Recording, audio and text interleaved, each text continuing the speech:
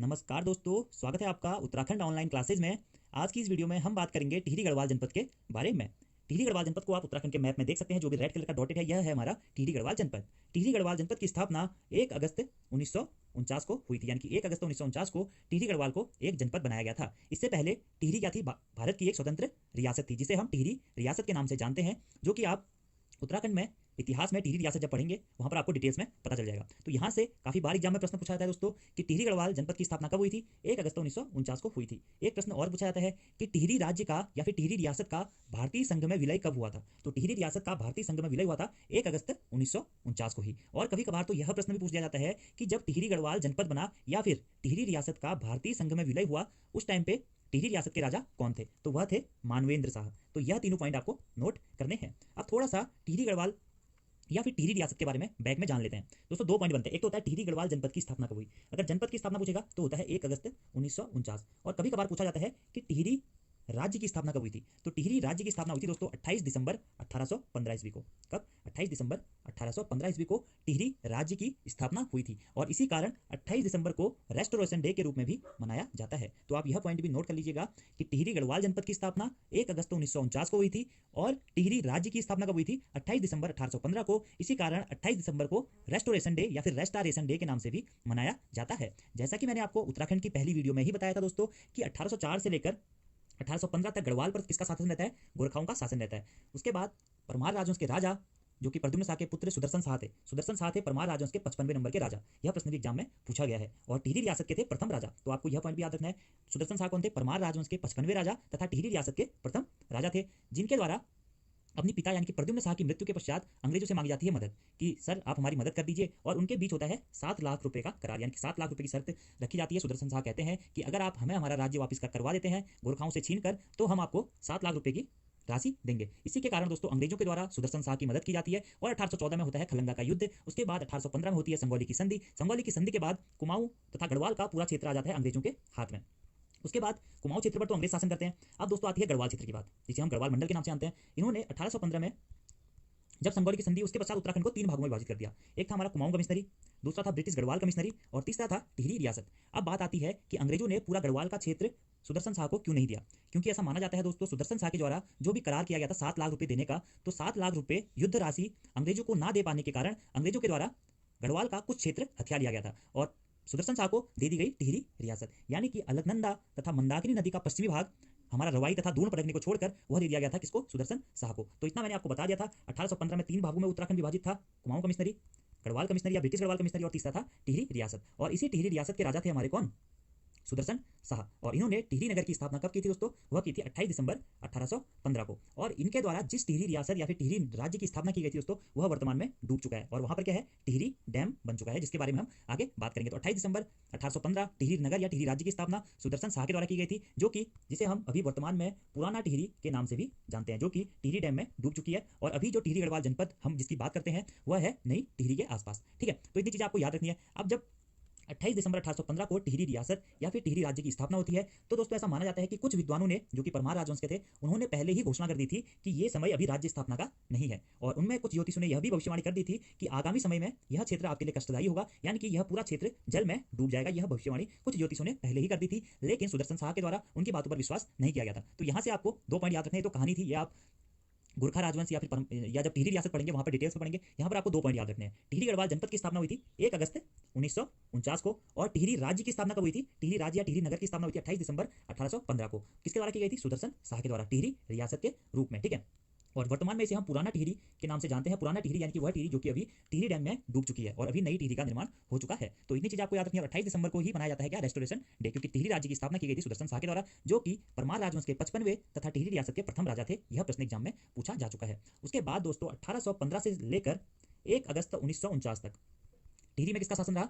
टिहरी रियासत का शासन रहा। यानी कि भारत की आजादी के बाद तक दोस्तों 1947 में भारत आजाद हुआ, उसके 2 वर्ष बाद तक टिहरी में टिहरी रियासत का ही शासन था। उसके बाद अनेक टिहरी राज्य आंदोलनों के कारण या फिर अनेक अन्य आंदोलनों के कारण टिहरी राज्य का भारतीय संघ में विलय हो गया। कब? 1 अगस्त 1949 को, उत्तर प्रदेश के एक जनपद के रूप में। तो टिहरी गढ़वाल का भारतीय संघ में विलय 1 अगस्त 1949 को ही हुआ और 1 अगस्त 1949 को ही टिहरी गढ़वाल को एक नया जनपद बना दिया गया। तो ये थी इसकी कहानी। और अगर टिहरी रियासत की सीमा पूछी जाए दोस्तों, तो अलकनंदा प्लस मंदाकिनी नदी के जो पश्चिमी भाग था अलकनंदा था, मंदाकिनी का जो पश्चिमी भाग था वह दे दिया था किसको, सुदर्शन शाह को। वही पश्चिमी भाग हम उसे जानते हैं हम टिहरी रियासत के नाम से, जो कि आप यहाँ पर देख सकते हैं। तो ये थी टिहरी गढ़वाल के जनपद की कुछ प्राचीन कहानी। अब थोड़ा सा हम जान लेते हैं जो भी इंपॉर्टेंट है, ठीक है।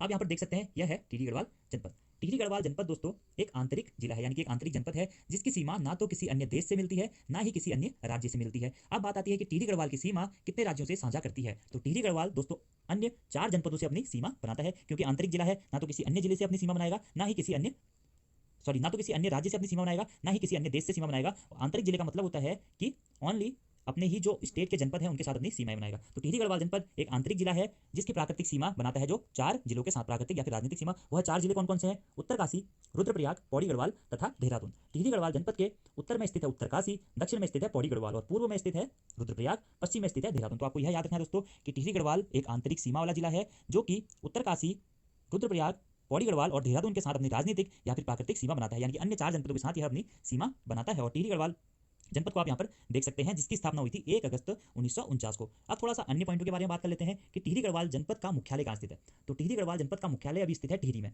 या फिर आप इसे कह सकते हैं नई टिहरी में, क्योंकि पुरानी टिहरी तो टिहरी डैम में डूब चुकी है। तो टिहरी गढ़वाल जनपद का मुख्यालय वर्तमान समय में कहाँ स्थित दोस्तों? नई टिहरी में स्थित है। लेकिन अगर पूछा जाएगा कि जिस टाइम पे टिहरी गढ़वाल जनपद की स्थापना हुई थी उस टाइम पे टिहरी गढ़वाल जनपद का मुख्यालय कहाँ स्थित था, तो उस टाइम पे दोस्तों नरेंद्र नगर में मुख्यालय स्थित था किसका? टिहरी गढ़वाल जनपद का। और 1949 से लेकर 1989 तक नरेंद्र नगर में ही टिहरी गढ़वाल जनपद का मुख्यालय था। उसके बाद जब टिहरी डैम बनाया गया दोस्तों, तो टिहरी डैम बनाने के बाद जिसे हम पुरानी टिहरी के नाम से जानते हैं, पुरानी टिहरी का पूरा क्षेत्र जलमग्न हो गया, यानी कि वहां पर जितने भी गांव थे, जितने भी लोग आते थे उस एरिया में, सभी को वहां से क्या कर दिया गया? प्रतिस्थापित कर दिया गया और एक नया शहर बसाया गया जिसे हम वर्तमान में नई टिहरी या फिर टिहरी के नाम से जानते हैं। और यहीं पर स्थित है वर्तमान समय में क्या? टिहरी गढ़वाल जनपद का मुख्यालय। तो आपको इतनी चीजें याद रखनी है कि टिहरी गढ़वाल जनपद का मुख्यालय प्रारंभ में या जब जनपद का निर्माण हुआ तब था नरेंद्र नगर में। 1989 तक नरेंद्र नगर में ही टिहरी गढ़वाल जनपद का मुख्यालय था, लेकिन उसके बाद जब पुरानी टिहरी पूरा डूब गई तो एक नया शहर बसाया गया जिसे हम नई टिहरी के नाम से जानते हैं और वहीं पर सभी मुख्यालय स्थानांतरित कर दिए गए थे। ठीक है, तो वर्तमान में टिहरी गढ़वाल जनपद का मुख्यालय टिहरी में स्थित है और उसकी प्राकृतिक सीमा या फिर राजनीतिक सीमा 4 अन्य जिलों से मिलती है, उत्तरकाशी, रुद्रप्रयाग, पौड़ी गढ़वाल और देहरादून, जो कि आप मैप में देख चुके हैं। अब थोड़ा सा बात कर लेते हैं टिहरी गढ़वाल जनपद के मैप के बारे में। आपको दोस्तों यह सभी पॉइंट्स एक बार देखने हैं, पढ़ने हैं, ताकि एग्जाम में यहाँ से कोई प्रश्न आए तो बिल्कुल भी छूटे ना। देखिए आप देख सकते हैं क्या क्या है, प्रताप नगर, नरेंद्र नगर, ठीक है, और धरपायन कोट और गंधियाधार, सारे पॉइंट आपको पढ़ सकते हैं दोस्तों। पोखरी, गाजा, जलाल, अम्पाटा, नरेंद्र नगर, मरवारा, देवप्रयाग, गुलरडोगी, ठीक है, साथ ही आप यहाँ देख सकते हैं खरसोली और पिंसवार, देवखरी, सारे पॉइंट आप देख सकते हैं यहाँ पर। डूटा का मंदिर, ठीक है, मैनखाल और देवलसेरी, छापरा, मरासी। तो ये सभी पॉइंट आप देख लीजिएगा, आप नोट कर लीजिएगा। मैं थोड़ा सा जूम कर लेता हूँ। देखिए इन पॉइंटों को मैं आपको पीडीएफ भी दे दूंगा। आपको जो जो भी पॉइंट यहाँ पर से इंपोर्टेंट लगते हैं, जैसे कि एक पॉइंट यहाँ पर आप देख सकते हैं कि मैल्स पीएच, ठीक है, और बाल्डी गांव, ठीक है, और डांग छुंगा, पोखरी तो एग्जाम में पूछा भी जा चुका है, ठीक है, और गांडिया धार, ठीक है, धारपाया धार और जाखोली धार। तो आप यह सभी पॉइंट नोट कर सकते हैं। देखिए सभी आपके सामने दिया गया है, तो इंपॉर्टेंट है सभी चीजें। अगला बात करते हैं टिहरी गढ़वाल जनपद के एक अन्य मैप के बारे में। इसमें भी आप देख सकते हैं कि नाग टिब्बा कहाँ स्थित है, काफी बार एग्जाम में प्रश्न पूछा गया है, ठीक है। नाग टिब्बा, धनौल्टी, चंबा, पिंसवार, ठीक है, गांगी, गवाना, थाटीकुटर, ठीक है, लामबगौन, मोलनारी, छंबा, अम्पाटा, देवप्रयाग, नरेंद्र नगर, शिवपुरी, ठीक है, और ढांगा चुंद्रा। तो यह सभी क्षेत्र कहाँ स्थित है? टिहरी गढ़वाल जनपद में ही स्थित है। अब बात कर लेते हैं टिहरी गढ़वाल जनपद के बारे में अन्य जानकारियों के बारे में। तो टिहरी गढ़वाल जनपद की स्थापना हुई थी 1 अगस्त 1949 को और टिहरी गढ़वाल या टिहरी राज्य की स्थापना कब हुई थी? तो हुई थी 28 दिसंबर 1815 को। तो टिहरी राज्य तो आप यहाँ पर काट दीजिएगा। फिलहाल हम बात करते हैं टिहरी गढ़वाल जनपद के बारे में। तो टिहरी गढ़वाल जनपद की स्थापना हुई थी 1 अगस्त 1949 ईस्वी को और टिहरी गढ़वाल जनपद का मुख्यालय स्थित है टिहरी में, ठीक है। और कब से स्थित है टिहरी में? 1989 से। इससे पहले प्रारंभ में टिहरी गढ़वाल जनपद का मुख्यालय स्थित था नरेंद्र नगर में, लेकिन जब पुरानी टिहरी पूर्णतः डूब गई तो एक नया शहर बसाया गया नई टिहरी नाम से और वहीं पर वर्तमान में स्थित है टिहरी गढ़वाल जनपद का मुख्यालय। टिहरी गढ़वाल जनपद का क्षेत्रफल है 3642 किलोमीटर स्क्वायर, यानी कि 3642 किलोमीटर स्क्वायर। टिहरी गढ़वाल जनपद का लिंगानुपात है 1078, जनघनत्व है 170, 10 की वृद्धि दर है दोस्तों 2.35%, साक्षरता दर है 76.36% और वन क्षेत्रफल है 58.70%। तो टिहरी राज्य के बारे में या फिर टिहरी गढ़वाल जनपद के बारे में आपको इतने पॉइंट याद रखने हैं कि टिहरी गढ़वाल जनपद की स्थापना हुई थी 1 अगस्त 1949 को। मुख्यालय है टिहरी में, क्षेत्रफल है 3642 किलोमीटर स्क्वायर, लिंगानुपात है 1078, जनघनत्व है 170, 10 की वृद्धि दर है 2.35, साक्षरता दर है 76.36% और वन क्षेत्रफल है 58.70%। अब बात कर लेते हैं थोड़ा सा टिहरी जनपद के बारे में। तो टिहरी जनपद के प्राचीन नाम है दोस्तों त्रिहरी, गणेश प्रयाग, धनुष तीर्थ और भारद्वाज, ठीक है। कभी कभी दोस्तों मुनि की रेती को टिहरी का भी एक प्राचीन नाम माना जाता है। अब आप लोगों ने काफी लोगों ने पढ़ा होगा कि मुनि की रेती कभी कभी ऋषिकेश के प्राचीन नाम में भी आता है। आपने बहुत सारी बुक्स में देखा होगा कि ऋषिकेश का प्राचीन नाम भी मुनि की रेती कहा जाता है। तो अब यह प्रश्न आपका होता है ऑप्शन पे डिपेंड। कभी कभी दोस्तों टिहरी को भी मुनि की रेती नाम से जाना जाता है और कभी कभी ऋषिकेश के लिए भी यह शब्द प्रयोग किया जाता है। तो टिहरी के प्राचीन नामों में आपको याद रखना है क्या है? मुनि की रेती, गणेश प्रयाग, त्रिहरी, धनुष तीर्थ और भारद्वाज। और वहीं टिहरी गढ़वाल जनपद के भौगोलिक विस्तार की बात करें तो टिहरी गढ़वाल जनपद का भौगोलिक विस्तार है 30 डिग्री 3 मिनट उत्तरी अक्षांश से लेकर 30 डिग्री 53 मिनट उत्तरी अक्षांश के मध्य, साथ ही साथ 77 डिग्री 56 मिनट पूर्वी देशांतर से लेकर 79 डिग्री 4 मिनट पूर्वी देशांतर के मध्य। तो आप यह सभी पॉइंट अगर नोट करना चाहते हैं तो कर सकते हैं। अब बात कर लेते हैं टिहरी गढ़वाल जनपद में ब्लॉक या फिर विकासखंड कितने हैं। तो टिहरी गढ़वाल जनपद में अगर विकासखंड की बात करें तो टिहरी गढ़वाल जनपद में 10 विकासखंड यानी कि ब्लॉक स्थित है, 12 तहसीलें स्थित हैं और 6 विधानसभा क्षेत्र स्थित हैं। तो 10 विकासखंड कौन कौन से हैं? टिहरी, प्रतापनगर, चंबा, जौनपुर, नरेंद्रनगर, देवप्रयाग, कीर्तिनगर, घनसाली, झाकड़ीधार तथा धौलाधार 10 विकासखंड स्थित हैं टिहरी गढ़वाल जनपद में। एक बार रिकॉल कर लेते हैं, टिहरी गढ़वाल जनपद में 10 विकासखंड स्थित हैं। टिहरी, प्रतापनगर, चंबा, जौनपुर, नरेंद्रनगर, देवप्रयाग, कीर्तिनगर, घनसाली, झाकड़ीधार और धौलाधार, जिसमें से झाकड़ीधार और जौनपुर एग्जाम में पूछा जा चुका है। एक बार एग्जाम में प्रश्न पूछा गया था कि जौनपुर परगना कहाँ स्थित है। तो जौनपुर परगना भी दोस्तों टिहरी गढ़वाल जनपद में ही स्थित है, जो कि टिहरी गढ़वाल जनपद का एक ब्लॉक के रूप में भी जाना जाता है। अब वही बात करते हैं टिहरी गढ़वाल जनपद में तहसीलें कितनी है। तो टिहरी गढ़वाल जनपद में 12 तहसीलें हैं। कौन कौन सी हैं दोस्तों? टिहरी, प्रतापनगर, नरेंद्रनगर, देवप्रयाग, घनसाली, झाकड़ीधार, धनौल्टी, गजा और कंडीसैण, नैनबाग, कीर्तिनगर और बालगंगा, यह है टिहरी गढ़वाल जनपद की 12 तहसीलें। तो रिकॉल कर लेते हैं, टिहरी, प्रतापनगर, नरेंद्रनगर, देवप्रयाग, घनसाली, झाकड़ीधार, धनौल्टी, गजा, कंडीसैण, नैनबाग, कीर्तिनगर और बालगंगा। वहीं बात करें टिहरी जनपद के विधानसभा क्षेत्र या विधानसभा सीटों की, तो टिहरी में 6 विधानसभा की सीटें स्थित हैं, जो है टिहरी, देवप्रयाग, नरेंद्रनगर, प्रतापनगर, धनौल्टी तथा घनसाली, जिसमें से घनसाली जो विधानसभा सीट या विधानसभा क्षेत्र है वह अनुसूचित जाति के लिए आरक्षित है। तो 6 विधानसभा क्षेत्र टिहरी, देवप्रयाग, नरेंद्रनगर, प्रतापनगर, धनौल्टी और घनसाली, जिसमें से घनसाली जो विधानसभा क्षेत्र है वह अनुसूचित जाति के लिए आरक्षित है। कभी कभार दोस्तों ऑप्शन में पूछ दिया जाता है, आपसे पूछा जाएगा कि टिहरी गढ़वाल जनपद में स्थित कौन सी विधानसभा सीट अनुसूचित जाति के लिए आरक्षित है, तो घनसाली है। इसी कारण आपको आरक्षित जो भी ये सीटें होती हैं वो आपको नोट करनी है। साथ ही साथ आपको इनके ऊपर भी एक विशेष ध्यान देना पड़ेगा कि विकासखंड और तहसीलों के बारे में। तो एक बार रिकॉल कर लेते हैं, टिहरी गढ़वाल जनपद की स्थापना 1 अगस्त 1949 को हुई थी। टिहरी के प्राचीन नाम है मुनि की रेती, गणेश प्रयाग, त्रिहरी, धनुष तीर्थ तथा भारद्वाज। टिहरी का भौतिक विस्तार है 30 डिग्री 3 मिनट उत्तरी अक्षांश से लेकर 30 डिग्री 53 मिनट उत्तरी अक्षांश के मध्य, साथ ही साथ 77 डिग्री 56 मिनट पूर्वी देशांतर से लेकर 79 डिग्री 4 मिनट पूर्वी देशांतर के मध्य में टिहरी गढ़वाल जनपद में 10 विकासखंड या ब्लॉक स्थित हैं, 12 तहसीलें तथा 6 विधानसभा क्षेत्र स्थित हैं। और वही बात कर लेते हैं अगर टिहरी गढ़वाल जनपद की प्राकृतिक या फिर राजनीतिक सीमा के बारे में, तो मैंने आपको बता दिया है कि टिहरी गढ़वाल जनपद 4 अन्य जनपदों से अपनी आंतरिक सीमा या प्राकृतिक या राजनीतिक सीमा का निर्धारण करता है। और टिहरी गढ़वाल एक आंतरिक जनपद है जो कि उत्तरकाशी, देहरादून, पौड़ी गढ़वाल तथा रुद्रप्रयाग से अपनी सीमा बनाता है। टिहरी गढ़वाल जनपद के उत्तर में स्थित है उत्तरकाशी, दक्षिण में स्थित है पौड़ी गढ़वाल, पूर्व में स्थित है रुद्रप्रयाग तथा पश्चिम में स्थित है पौड़ी गढ़वाल। तो आपको यह सभी पॉइंट नोट करते हुए चलने हैं। अब थोड़ा सा बात कर लेते हैं दोस्तों टिहरी गढ़वाल जनपद के रोड मैप के बारे में। आप यहाँ पर टिहरी गढ़वाल जनपद का रोड मैप देख सकते हैं और यह निम्न स्थान आप जरूर नोट कर लीजिएगा। टिहरी गढ़वाल के उत्तर में स्थित है उत्तरकाशी, दक्षिण में पौड़ी गढ़वाल, पूर्व में रुद्रप्रयाग तथा पश्चिम में देहरादून। अब यह सभी पॉइंट थोड़ा सा एक बार देख लेते हैं और मैंने जूम कर दिया है, आप इनको नोट भी कर सकते हैं। पहला है भीलबाग, खरसोली, धोकरी, गांगी, पिंसवार, थांटी कुठर, मारवाली, गैरखा, प्रतापनगर, भोसारी, चमियाला, पोखर, घनसाली, लूथगढ़, मात्या, गवाना, गुट्टू, थरती, गांडियालधार, धारपानकोट, ठीक है। इसके साथ साथ मलेट, कालीधारी, नागटिब्बा, मियानी, मरसानी, भद्राज, मुंडी, पटवालनी, डूटा का मंदिर, यह एग्जाम में पूछा भी जा चुका है एक बार, डूटा का मंदिर, ठीक है, देवटा का मंदिर, चंबा, नई टहरी, पुरानी टहरी, छम, थान, थारू, छापरा, गाजा, अंपाटा, नागनी, पोखरी, खवाजा, मारवाड़ा, सभी स्थान कहाँ है दोस्तों? टिहरी गढ़वाल जनपद में स्थित है। साथ ही साथ नरेंद्रनगर, शिवपुरी, देखिए शिवपुरी भी काफी प्रसिद्ध है दोस्तों, शिवपुरी। इसके साथ साथ कैंपटी फॉल जो कि बॉर्डर के क्षेत्र पर पड़ता है, यहाँ कहीं स्थित है, ठीक है। और सौर और कोरियाला, यह सभी स्थान कहाँ स्थित है? टिहरी गढ़वाल जनपद में ही स्थित है। तो आप ये नोट में या मैप में से भी इन पॉइंटों को नोट कर सकते हैं। अब दोस्तों टिहरी गढ़वाल जनपद के बारे में कुछ इंपॉर्टेंट पॉइंट्स के ऊपर बात कर लेते हैं। जैसा कि मैंने आपको बताया था कि 28 दिसंबर 1815 को गढ़वाल नरेश सुदर्शन शाह ने टिहरी राज्य की राजधानी के रूप में टिहरी नगर की स्थापना करी थी। तो यहाँ से आपको 28 दिसंबर 1815 याद रखना है। टिहरी राज्य या फिर टिहरी नगर की स्थापना कब हुई थी? 28 दिसंबर 1815 को। और किसने करी थी? सुदर्शन शाह ने, जो कि टिहरी राजवंश के 55वें राजा थे, ठीक है। और टिहरी नगर को गणेश प्रयाग, त्रिहरी, धनुष तीर्थ के नाम से भी जाना जाता है। इसके साथ साथ भारद्वाज या फिर मुनि की रेती भी टिहरी के प्राचीन नाम ही है। प्राचीन काल में ऐसा माना जाता है दोस्तों कि टिहरी नगर भागीरथी, भिलंगना तथा घृतगंगा नदी के संगम पर स्थित था, और जिसमें से वर्तमान समय में घृतगंगा नदी लुप्त हो गई है। इसी कारण हम वर्तमान में टिहरी को भागीरथी तथा भिलंगना नदी के संगम पर स्थित मानते हैं। प्राचीन काल में जिस टिहरी नगर की स्थापना की गई थी दोस्तों 1815 में, वह वर्तमान समय में टिहरी डैम में पूर्णतः डूब चुका है, जिसका प्राचीन नाम था क्या? गणेश प्रयाग। और गणेश प्रयाग में ही किसका संगम होता है दोस्तों? अलग भागीरथी तथा भिलंगना का संगम होता है, और वहीं पर स्थित था टिहरी नगर, जो कि वर्तमान में टिहरी डैम में चेंज हो चुका है, ठीक है। अब थोड़ा सा बात कर लेते हैं कि टिहरी नगर भागीरथी एवं भिलंगना नदी के संगम पर स्थित है, जो कि 29 अक्टूबर 2005 को टिहरी डैम में विलीन हो गया था। ऐसा माना जाता है कि पहले यहाँ पर घृतगंगा नदी का भी संगम होता था, जो बाद में जाकर लुप्त हो गई थी। तो कभी आपसे अगर ऑप्शन में पूछा जाएगा भागीरथी तथा भिलंगना के साथ घृतगंगा नदी भी ऑप्शन में दिया जाएगा, तो वहां पर आप टिक कर सकते हैं। अब दोस्तों यहाँ पर भी एक कंफ्यूजन है कि टिहरी नगर की स्थापना कब हुई थी। किसी किसी बुक्स में आपको मिलेगा 28 दिसंबर 1815 और कहीं कहीं मिलेगा 30 दिसंबर 1815। तो पहले आपको 28 दिसंबर वाली डेट याद रखनी है, क्योंकि 28 दिसंबर को ही रेस्टोरेशन डे भी मनाया जाता है। तो 28 दिसंबर को ही हुई थी टिहरी नगर की स्थापना, जो कि हमारी थी पुरानी टिहरी।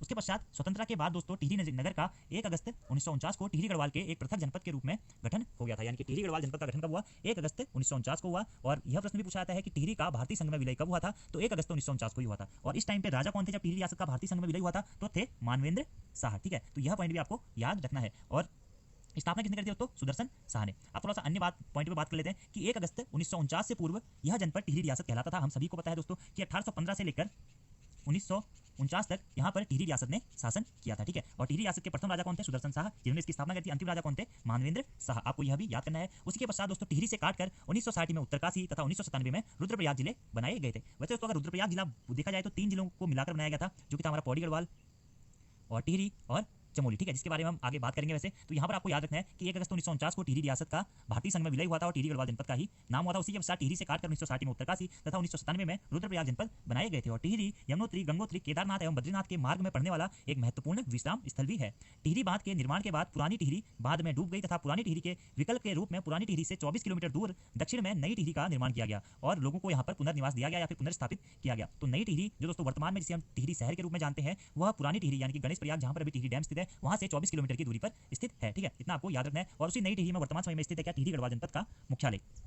टिहरी जनपद का मुख्यालय स्टार्टिंग में कुछ वर्षों तक नरेंद्र नगर था और कब तक था, 1989 तक नरेंद्र नगर में था। उसके पश्चात 1989 में नरेंद्र नगर से इसका मुख्यालय हटाकर कहां स्थापित कर दिया गया, उसको नई टिहरी में कर दिया गया। तो आपको याद रखना है कि 1989 में यह सन भी आपको याद रखना है। नई टिहरी का निर्माण मास्टर प्लान ढंग से किया गया था। ठीक है, महाकवि बाणभट्ट कैलाश ने अपने काव्य कनक राजवंश में टिहरी के सौंदर्य एवं राज वैभव का वर्णन किया था। तो यहाँ से यह पॉइंट भी काफी इंपोर्टेंट है दोस्तों, आपको याद रखना है। पूछा जाएगा एग्जाम में कि कनक राजवंश किसकी क्या है कि किसका काव्य है, तो किसका दोस्तों, बाणभट्ट कैलाश का काव्य है, जिसमें इन्होंने टिहरी के सौंदर्य एवं राज वैभव का वर्णन किया है। और दोस्तों सुदर्शन शाह के बारे में आप पढ़ेंगे तो सुदर्शन शाह का प्रसिद्ध एक काव्य है तय है सूरत कवि बताया है। तो यह प्रश्न भी इंपोर्टेंट है, आप नोट कर लीजिएगा। उसके बाद दोस्तों 1903 में ऐसा माना जाता है कि टिहरी में नगर पालिका का गठन हुआ था। ठीक है, उसके बाद 2014 में टिहरी में वाटर गेम्स की शुरुआत की गई और टिहरी में ही स्थित है राजीव गांधी एडवेंचर अकादमी। ठीक है, तो आपको यह सभी पॉइंट याद करने हैं और अपनी कॉपी में नोट करने हैं। तो एक बार रिकॉल करते हैं टिहरी गढ़वाल जनपद के बारे में कि 28 दिसंबर 1815 को सुदर्शन शाह ने इसकी स्थापना करी थी। प्राचीन नाम है गणेश प्रयाग, त्रिहरि, धनुष तीर्थ, भारद्वाज मुनि की रेती और भागीरथी भिलंगना तथा घृतगंगा नदी के संगम पर स्थित है। जैसे ही दोस्तों टिहरी डैम का विलय हो गया कब, 29 अक्टूबर 2005 को,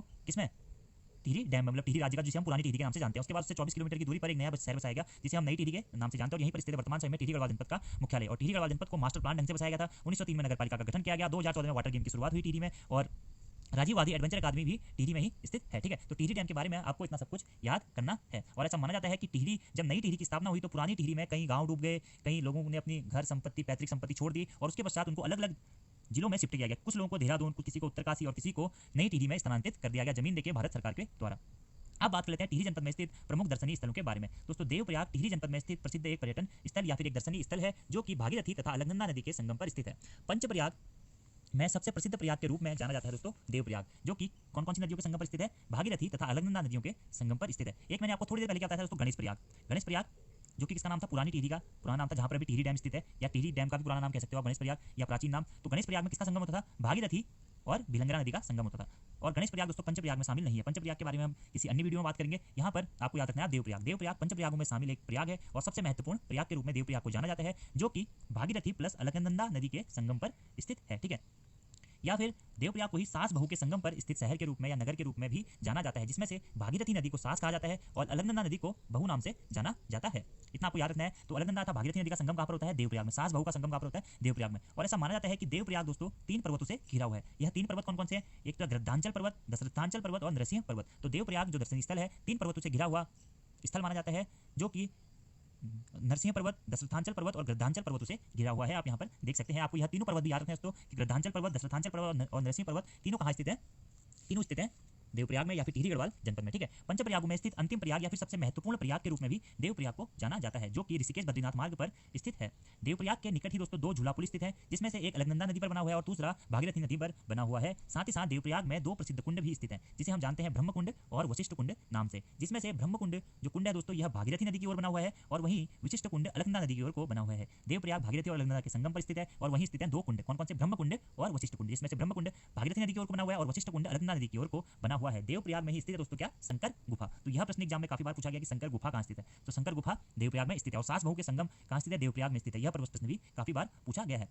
पंचप्रयागों में सर्वाधिक महत्व का प्रयाग है कौन सा, हमारा देवप्रयाग, जो कि मैं आपको बता चुका हूं। देवप्रयाग में दोस्तों ऐसा कहा जाता है कि इस क्षेत्र में कौवे नहीं दिखाई देते हैं। ऐसा माना जाता है कि एक बार श्री राम जी इस क्षेत्र में यज्ञ कर रहे थे, तो उस टाइम पे कुछ कौवों के द्वारा यहाँ पे आके उनको परेशान किया गया था, जिसके बाद श्री रामचंद्र जी ने उस कौवे को क्या कर दी, एक बार आखिरी चेतावनी दी थी कि अगर अगली बार से तुम मेरे इस क्षेत्र में आए तो मैं तुम्हारे पूरे वंश को नष्ट कर दूंगा। इसी कारण ऐसा माना जाता है कि यहाँ गलती से भी कोई कौवा भ्रमण पर नहीं आता है। तो ये पॉइंट नोट कर लीजिएगा आप कि कौन से क्षेत्र में या किस जनपद में या कौन से स्थान पर कौवे नहीं दिखाई देते हैं, तो देवप्रयाग में, ठीक है। और वास्तविकता में दोस्तों दिखाई देते हैं, नहीं दिखाते, लेकिन पुराणों के अनुसार या फिर प्रेजेंट टाइम की हिस्ट्री के अनुसार तो नहीं दिखाई देते हैं, ठीक है। और ऐसा माना जाता है कि देवप्रयाग में ही भगवान विष्णु ने राजा बलि से 3 पग धरती दान में मांगी थी। तो यह पॉइंट भी काफी इंपोर्टेंट है कि भगवान विष्णु ने राजा बलि से 3 पग धरती कौन से स्थान पर दान में मांगी थी, तो देवप्रयाग में ही मांगी थी। देवप्रयाग को दोस्तों सुदर्शन क्षेत्र नाम से भी जाना जाता है, और देवप्रयाग के ही प्राचीन नाम है इंद्रप्रयाग, सुदर्शन क्षेत्र तथा ब्रह्म तीर्थ। तो आपको यह तीनों पॉइंट याद रखने हैं कि देवप्रयाग के उपनाम कौन कौन से दोस्तों, सुदर्शन क्षेत्र भी देवप्रयाग को कहा जाता है, इंद्रप्रयाग भी देवप्रयाग का ही दूसरा नाम है, और ब्रह्म तीर्थ भी देवप्रयाग को ही कहा जाता है। इसी के साथ साथ ऐसा कहा जाता है कि दोस्तों सतयुग में देव शर्मा नामक ऋषि ने इस स्थल पर तप किया था, इसी कारण यह क्षेत्र देवप्रयाग के नाम से जाना जाता है। तो देवप्रयाग के नामकरण के रूप में माना जाता है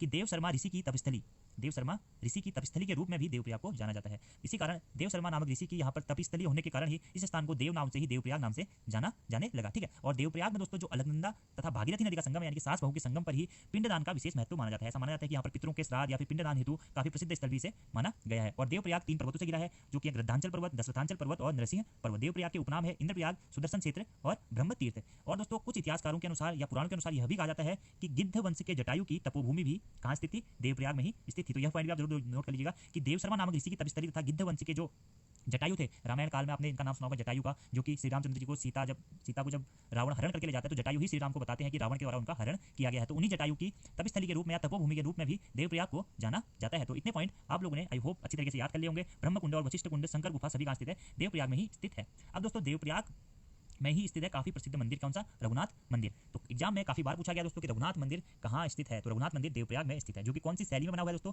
जो द्रविड़ शैली में बना हुआ है, ठीक है। और ऐसा माना जाता है कि सर्वप्रथम इस मंदिर की स्थापना या इस मंदिर का निर्माण किसके द्वारा किया गया था, भगवान राम के द्वारा किया गया था। उसके पश्चात 1803 में गढ़वाल क्षेत्र में जब भयानक भूकंप आया था दोस्तों, तो उस समय इस मंदिर को काफी क्षति पहुंची थी।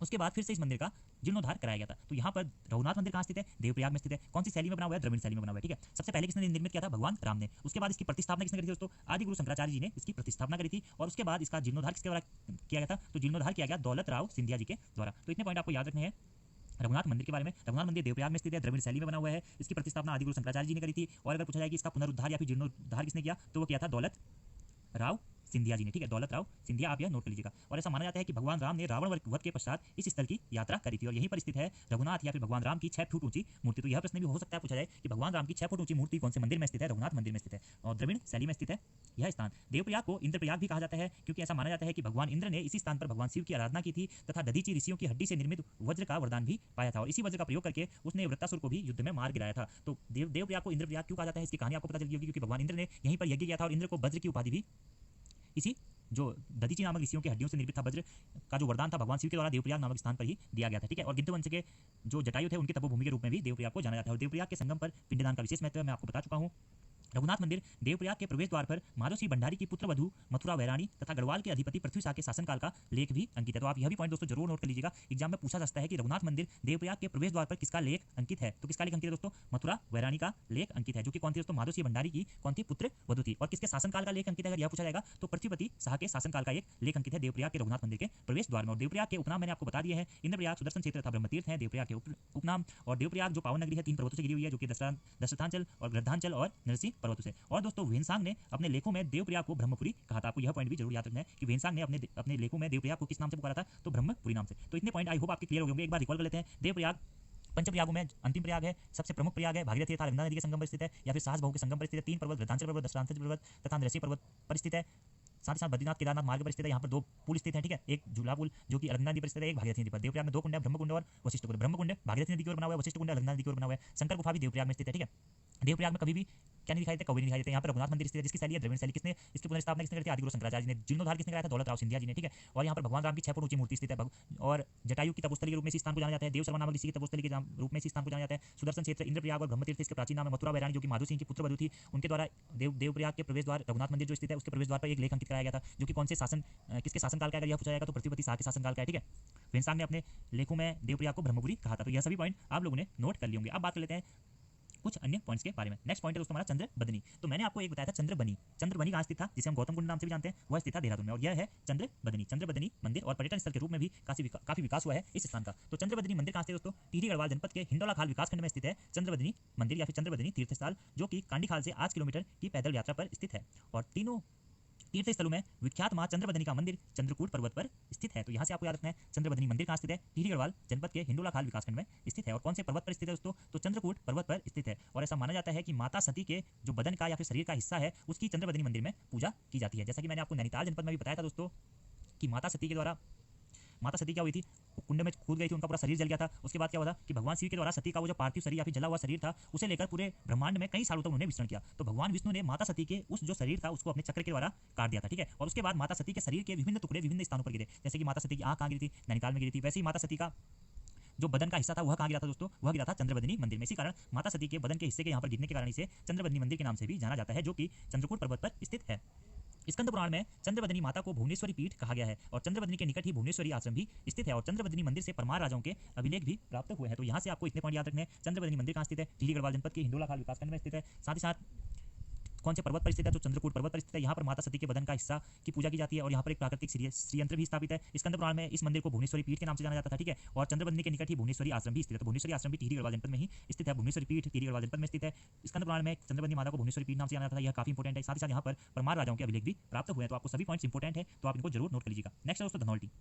धनौल्टी टिहरी जनपद में स्थित एक प्रसिद्ध पर्यटन स्थल के रूप में जाना जाता है, जो कि मसूरी चंबा मार्ग पर स्थित है। तो धनौल्टी कहाँ स्थित है, टिहरी गढ़वाल जनपद में स्थित है। और देवदार, रोडोडेंड्रॉन एवं बांस के घने जंगल एवं अक्षत वनों के मध्य स्थित धनौल्टी शांत वातावरण का प्रतीक है और काफी पर्यटन स्थल के रूप में से जाना जाता है। धनौल्टी कहाँ स्थित है, टिहरी गढ़वाल जनपद में स्थित एक प्रसिद्ध पर्यटन स्थल है। नेक्स्ट है दोस्तों वृद्ध केदार या फिर बूढ़ा केदार या फिर वृद्ध केदारेश्वर धाम के नाम से भी इसे जाना जाता है। एग्जाम में काफी बार इस मंदिर के बारे में या फिर इस धाम के बारे में पूछा जा चुका है, जो कि कहाँ से दोस्तों, टिहरी गढ़वाल जनपद के घनसाली ब्लॉक में स्थित है बूढ़ा केदार मंदिर या फिर वृद्ध केदारेश्वर धाम। और प्राचीन काल में इसे कठोर पट्टी पर स्थित माना जाता था। तो कठोर पट्टी भी कहाँ स्थित है, टिहरी गढ़वाल जनपद में स्थित है। और बूढ़ा केदार मंदिर प्राचीन काल में कठोर पट्टी में माना जाता था। स्कंद पुराण के केदार खंड में दोस्तों बूढ़ा केदार धाम या बूढ़ा केदार मंदिर को किस नाम से जाना जाता है, सोमेश्वर महादेव के रूप में जाना जाता है। तो यह पॉइंट आपको दोस्तों 2 पॉइंट तो काफी याद करने हैं। एक मैंने आपको बताया था कि स्कंद पुराण में चंद्रबदनी मंदिर को या चंद्रबदनी माता को किस नाम से जाना जाता है, तो उसे जाना जाता था भुवनेश्वरी पीठ नाम से। और वही बूढ़ा केदार धाम को किस नाम से जाना जाता है स्कंद पुराण के केदार खंड में, तो सोमेश्वर महादेव के रूप में जाना जाता है। और यहाँ पर भगवान केदारनाथ के भव्य व प्राचीन मंदिर हेतु काफी प्रसिद्ध है बूढ़ा केदार मंदिर, जो कि कौन सी नदियों के संगम पर स्थित है, तो धर्मगंगा तथा बालगंगा नदी के संगम पर स्थित है बूढ़ा केदार धाम या फिर बूढ़ा केदार मंदिर। तो यह भी काफी इंपॉर्टेंट पॉइंट है दोस्तों कि बूढ़ा केदार मंदिर कौन सी नदियों के संगम पर स्थित है, तो धर्मगंगा तथा बालगंगा नदियों के संगम पर स्थित है। इसी के साथ साथ दोस्तों यह वरुणावत तथा बालखिल्य पर्वत की परिधि पर भी स्थित है। तो आप यहाँ से यह भी नोट कर सकते हैं कि वरुणावत एवं बालखिल्य पर्वत की परिधि पर स्थित है हमारा क्या, बूढ़ा केदार या फिर वृद्ध केदारेश्वर धाम। तो एक बार रिकॉल कर लेते हैं, बूढ़ा केदार या फिर वृद्ध केदारेश्वर धाम कहाँ स्थित है, टिहरी जनपद के घनसाली ब्लॉक में स्थित है। प्राचीन काल में इसे कठोर पट्टी में स्थित माना जाता था। स्कंद पुराण के केदार खंड में इसे सोमेश्वर महादेव के रूप में वर्णित किया गया, ठीक है। यहाँ पर भगवान केदारनाथ का भव्य प्राचीन मंदिर स्थित है, जो कि धर्मगंगा और बालगंगा नदी के संगम पर स्थित है। इसी के साथ साथ वरुणावत तथा बालखिल्य पर्वत की परिधि पर स्थित है हमारा क्या, वृद्ध केदारेश्वर या फिर बूढ़ा केदारेश्वर धाम, ठीक है। प्राचीन काल में दोस्तों ऐसा माना जाता है, वर्तमान में तो यह बालगंगा तथा धर्मगंगा नदी के संगम पर स्थित है, लेकिन प्राचीन काल में ऐसा माना जाता है कि यह धाम 5 नदियों के संगम पर स्थित था। अब वह 5 नदियां कौन सी थी, एक तो थी बालगंगा, दूसरी थी धर्मगंगा या ठीक है, तीसरी थी दोस्तों शिव गंगा, चौथी थी मेनका गंगा और 5वीं थी मेटान गंगा। तो आप अगर नोट करना चाहते हैं तो कर लीजिएगा कि प्राचीन काल में बूढ़ा केदार मंदिर 5 नदियों के संगम पर स्थित था, जो कि थी बालगंगा, धर्मगंगा, शिव गंगा, मेनका गंगा और मेहान गंगा, ठीक है। और बूढ़ा केदार जो मंदिर है दोस्तों, इसी के आसपास स्थित है क्या, भृगु पर्वत। कौन सा पर्वत दोस्तों, भृगु पर्वत। आप यह भी नोट कर लीजिएगा, जहां पर स्थित है क्या, अप्सरागिरी श्रृंखला, अप्सरागिरी श्रृंखला। तो यहाँ से आपको 2 पॉइंट आप यहाँ पर और नोट कर लीजिएगा कि बूढ़ा केदार धाम के पास में स्थित है क्या, भृगु पर्वत, जिसे अप्सरागिरी श्रृंखला के नाम से भी जाना जाता है। तो पूछा जाता है एग्जाम में कि भृगु पर्वत कहाँ स्थित है या फिर अप्सरागिरी श्रृंखला कहाँ स्थित है, तो बूढ़ा केदार क्षेत्र के आसपास या बूढ़ा केदार मंदिर के आसपास स्थित है भृगु पर्वत या फिर अप्सरागिरी श्रृंखला, जो कि बालगंगा तथा धर्मगंगा नदियों के संगम पर स्थित है। तो ये थी यहाँ से रिलेटेड इंपॉर्टेंट जानकारियां। नेक्स्ट दोस्तों कैंपटी जलप्रपात। तो कैंपटी फॉल के बारे में मैंने आपको बताया था, कौन से जनपद में पड़ता है, टिहरी गढ़वाल जनपद में। और कहाँ के दर्शनीय स्थल में काउंट होता है, तो मसूरी के, ठीक है, क्योंकि मसूरी से काफी नजदीक है यह दर्शनीय स्थल। तो टिहरी जनपद में स्थित है, मसूरी यमुनोत्री मार्ग पर स्थित माना जाता है कैंपटी जलप्रपात। सर्वाधिक पर्यटन स्थल वाला जलप्रपात है कैंपटी जलप्रपात, जो कि टिहरी गढ़वाल जनपद में आता है और सुंदर घाटी और चारों ओर से विशाल पर्वतों से घिरा हुआ माना जाता है। तो कैंपटी फॉल या फिर कैंपटी जलप्रपात उत्तराखंड का सर्वाधिक पर्यटन स्थल वाला जलप्रपात या फिर सर्वाधिक ऊंचाई से गिरने वाला झरना नाम से भी कभी-कभी से जाना जाता है। कहाँ स्थित है, टिहरी गढ़वाल जनपद में स्थित है, ठीक है।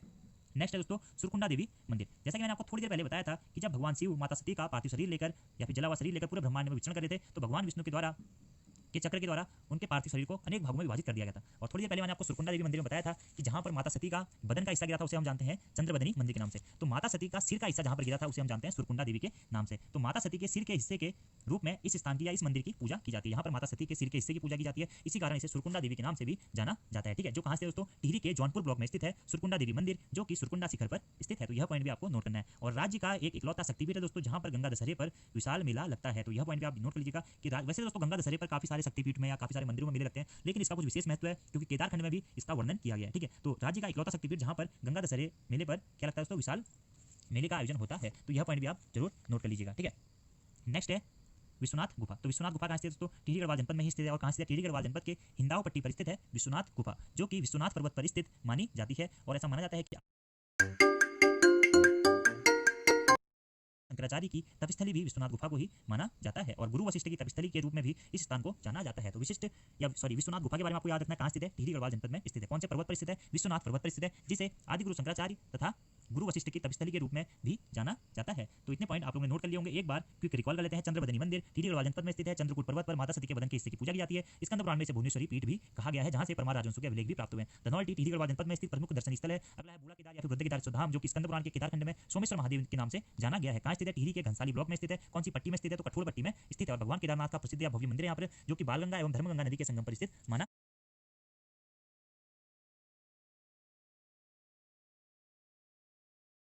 जाता है। ठीक है, और प्राचीन काल में यहाँ पर 5 पर्वत स्थित है, ऐसा माना 5 नदियों का संगम था, जो कि थी बालगंगा, धर्मगंगा, शिवगंगा, मेनका गंगा और मेटान गंगा। और बूढ़ा केदार मंदिर के आसपास या फिर धाम के आसपास ही एक स्थित है भृगु पर्वत, जहाँ पर अप्सरागिरी श्रृंखलाएं भी स्थित हैं। यह सभी हमने जान लिया था।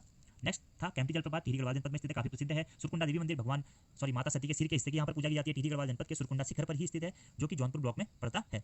और राज्य का एक इकलौता शक्तिपीठ है जहां पर गंगा दशहरे के दिन विशाल मेला लगता है। अगला है विश्वनाथ गुफा, जो कि टिहरी गढ़वाल जनपद के हिंदाव पट्टी पर स्थित है। विश्वनाथ पर्वत पर स्थित भी इसे माना जाता है, जहां पर आदिगुरु शंकराचार्य तथा गुरु वशिष्ठ की तपस्थली के रूप में प्रसिद्ध गुफा के रूप में भी विशिष्ट गुफा को या विश्वनाथ गुफा को जाना जाता है। दोस्तों आज की इस वीडियो में इतना ही। थोड़ा सा कॉम्प्लिकेटेड हो सकती है वीडियो, क्योंकि थोड़ा सा मेरी तबीयत सही नहीं आजकल, तो आप लोग समझने की कोशिश कीजिएगा फिर भी, और वीडियो कैसी लगी जरूर बताइएगा। So thank you friends, thanks for watching this video, see you next.